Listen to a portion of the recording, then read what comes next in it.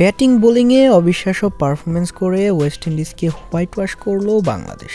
রীতিমতো বাংলা ওয়াশের কবলে পড়ল ক্যারিবিয়ানরা। সিরিজের শেষ টি-20তে মাঠে নেমেছিল বাংলাদেশ ওয়েস্ট ইন্ডিজ, যেখানে আগে টস জিতে ব্যাটিংয়ের সিদ্ধান্ত নেয় বাংলাদেশ। টস জিতে ব্যাট করতে নেমে দুর্দান্ত শুরু করে বাংলাদেশ। যদিও ওপেনার লিটন কুমার দাস এবং তানজিদ হাসান তামিম ব্যর্থ হন, তবে আরেক ওপেনার পারভেজ হোসেন ইমন এবং মেহেদী হাসান মিরাজ দুর্দান্ত খেলতে থাকেন। শেষ দিকে জাকির আলীর অবিশ্বাস্য তাণ্ডব। যদিও তার জন্য দুইটি উইকেট হারিয়েছিল বাংলাদেশ, তবে তিনি একাই 3 জনেরটা খেলছেন।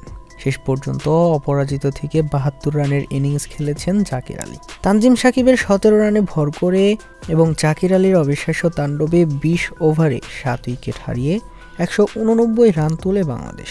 190 রানের টার্গেটে ব্যাট করতে নেমে শুরুতেই বিপর্যয়ে পড়ে ওয়েস্ট ইন্ডিজ, যেখানে ইনিংসের দ্বিতীয় বলেই তাসকিন আহমেদের শিকার হন ব্রেন্ডন কিং।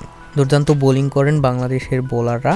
তাসকিন আহমেদ, হাসান মাহমুদ, রিশাদ হোসেন ও শেখ মেহেদীদের ঘূর্ণিতে উড়ে যায় ওয়েস্ট ইন্ডিজ।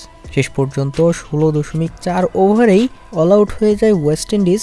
ফলে সিরিজের শেষ টি-20তে 80 রানের বিশাল ব্যবধানে জয় পায় বাংলাদেশ। 3-0 ব্যবধানে জিতে যায় বাংলাদেশ এই সিরিজটি।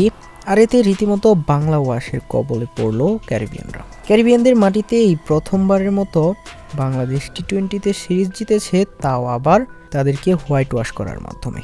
এই পুরো সিরিজটি আপনাদের কাছে কেমন লেগেছে জানিয়ে দিতে ভুলবেন না ভিডিওর কমেন্ট বক্সে।